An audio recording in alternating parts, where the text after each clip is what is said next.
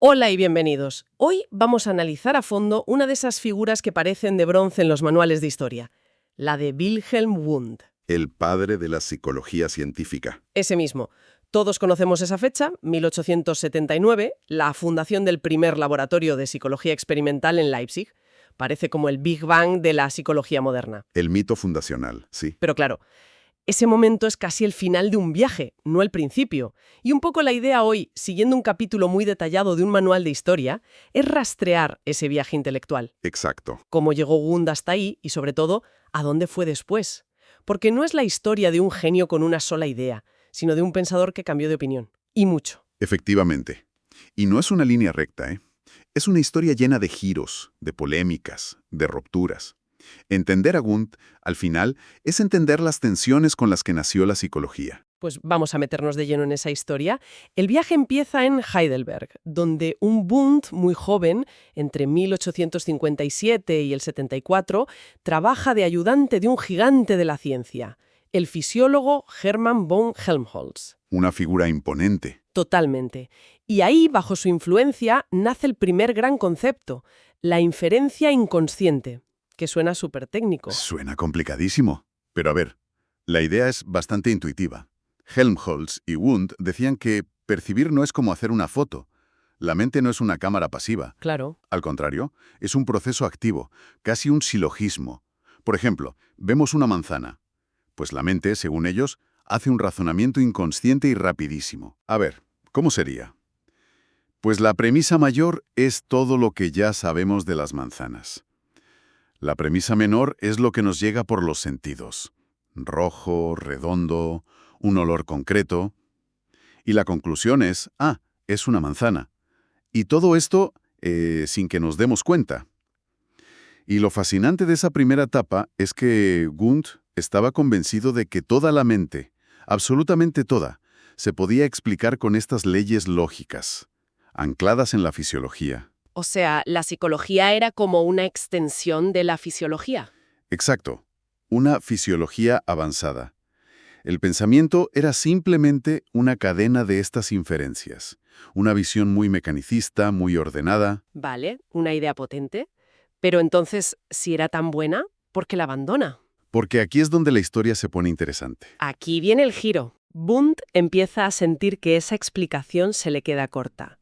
Empieza a estudiar filosofía por su cuenta y se da cuenta de que la lógica y la fisiología no lo explican todo. Este es el punto de inflexión. Wundt llega a una conclusión que lo cambia todo. La psicología tiene que ser una ciencia autónoma. No puede ser un apéndice de la fisiología. Necesita su propio campo. Necesita su propio campo, sus propias leyes. Y su nuevo punto de partida es radicalmente distinto. Dice que la experiencia más básica, la sensación, no viene de un cálculo lógico. La sensación solo existe cuando es consciente. La consciencia es el principio de todo. O sea, es una ruptura total con su maestro y con sus propias ideas. Y supongo que para presentar esta nueva visión, esta psicología independiente, necesitaba un gran manifiesto. Exacto. Y ese manifiesto llega entre 1873 y el 74, su obra magna, Fundamentos de Psicología Fisiológica. Es su declaración de independencia. Y el título, Fisiológica, tiene su miga. Claro, es una provocación. No la llama así porque estudie el cerebro, sino para decir, vamos a usar el rigor y los métodos experimentales de la fisiología para estudiar la conciencia. Quería robarles el método, por así decirlo. Y en este libro propone un modelo de la mente súper estructurado, casi como una pirámide. ¿Podemos desglosarla un poco? Claro. En la base, los cimientos, estarían los elementos psíquicos. Son los átomos de la mente. Y dice que solo hay dos tipos. ¿Cuáles? Las sensaciones, que vienen del mundo exterior, y los sentimientos, que vienen de nuestro mundo interior. Y aquí ya innova con su famosa teoría tridimensional del sentimiento. Ah, sí. La de agrado-desagrado. Exacto. Agrado-desagrado, excitación-calma y tensión-relajación. Cualquier sentimiento se puede ubicar en esos tres ejes. Vale. En la base tenemos átomos de sensación y sentimiento. ¿Y en el siguiente nivel? En el segundo nivel, estos átomos se combinan y crean formaciones psíquicas, que serían como las moléculas. Las sensaciones se fusionan y crean representaciones, o sea, nuestras ideas, y los sentimientos se combinan para crear afectos, que son las emociones complejas. Y en la cima, ¿qué une todo? Aquí está la joya de la corona de su sistema, la apercepción. A ver, si la percepción es recibir estímulos, la apercepción es el foco de la conciencia. Es el haz de luz de nuestra atención que ilumina una parte de la mente. Pero es más que solo prestar atención, ¿no? Mucho más. Para Wundt es un acto de voluntad. Es el yo que activamente decide qué elementos combinar y cómo hacerlo para crear algo con significado. Vale, espera, a ver si lo he entendido con una analogía. Sería como ser la directora de una película dentro de tu cabeza. Tienes un montón de planos y sonidos, las sensaciones y sentimientos. Sí. Ujú. Y la percepción sería la directora que elige en qué se enfoca la cámara y cómo monta las escenas para crear una historia. ¿Voy bien? Es una analogía excelente. Y además, esa directora no improvisa, y un guión, una intención. Esto es lo que él llama causalidad psíquica. La mente no solo reacciona, actúa, con un propósito, busca fines. Por eso su sistema se llama voluntarista. En el texto también se habla de la síntesis creadora. Suena muy grandilocuente. Pero la idea es clave. Es un gran ataque al asociacionismo británico, que era la corriente dominante entonces. ¿Y qué decía el asociacionismo? Pues, de forma simple, que la mente es como un saco donde las ideas se pegan unas a otras. Una idea compleja es solo la suma de sus partes simples. Y para Wundt no. Para Wundt eso es un error garrafal. Él usa la analogía de un pastel. Para un asociacionista, el pastel es solo harina, huevos y azúcar sumados. Para Wundt, cuando los mezclas y los horneas, ocurre una síntesis creadora.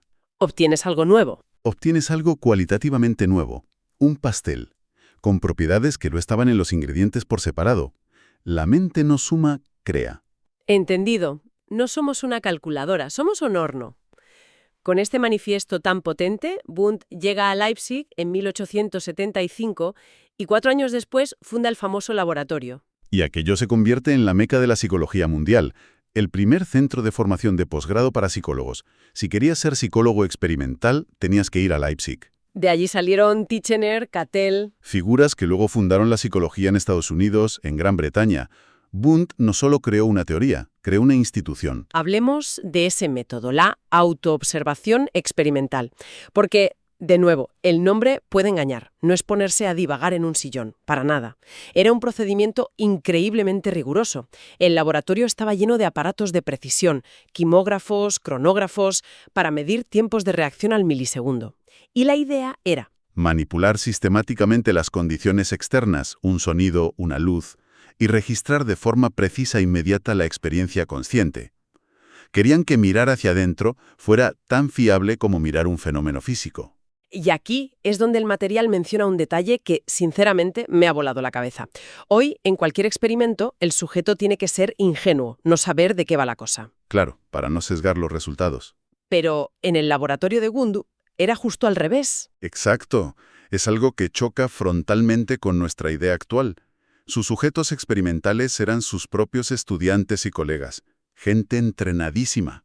Pero, espera, eso no tiene ningún sentido para mí. ¿Por qué querría usar a expertos? ¿No le preocupaba que le dieran las respuestas que él quería oír? ¿Va contra toda idea de objetividad? Es una pregunta lógica, pero revela que su objetivo era distinto. A Wundt no le interesaban las diferencias individuales. Él quería descubrir las leyes universales de la conciencia. ¿Y para eso necesitaba gente entrenada? Para él, la autoobservación era una habilidad, como usar un telescopio. No le pedirías a un novato que mirara por un telescopio para hacer astronomía. Necesitas a un astrónomo entrenado. Pues él creía que para observar la conciencia se necesitaba un observador entrenado. Visto así, tiene su lógica, sí. Y parece que la estrategia, tanto científica como institucional, le funcionó. ¿Y de qué manera? Hay que entender que las universidades alemanas de la época eran un campo de batalla entre filosofía y ciencias naturales. Wundt fue muy astuto. Vio un hueco en el mercado, por así decirlo. Vio que la psicología era un territorio nuevo, una tierra de nadie académica. Y la colonizó. Creó su propio feudo. Su laboratorio, su revista, sus discípulos. Fue un brillante estratega. O sea, la clásica historia. Ten una buena idea, pero asegúrate también de ser un buen político. Exacto. Pero, y esto es importante, a pesar de este éxito, Wundt nunca pensó que la psicología experimental fuera toda la psicología. Su proyecto final era mucho más ambicioso. Quería usar los datos del laboratorio para construir una gran metafísica empírica. Y esa tensión entre lo que el laboratorio podía estudiar y lo que no nos lleva directas al último apartado, un conflicto fascinante que estalla en 1907. Wundt contra la Escuela de Wurzburgo. Una tragedia griega casi, el padre contra los hijos. El líder de Wurzburgo, Oswald Kulpe, había sido su discípulo. Uno de sus más brillantes y cercanos. Y lo que hicieron fue básicamente cruzar la línea roja que el propio Wundt había dibujado. Se atrevieron a estudiar el pensamiento en el laboratorio. Justo lo que Wundt había dicho que era imposible, el pensamiento, el juicio, la resolución de problemas.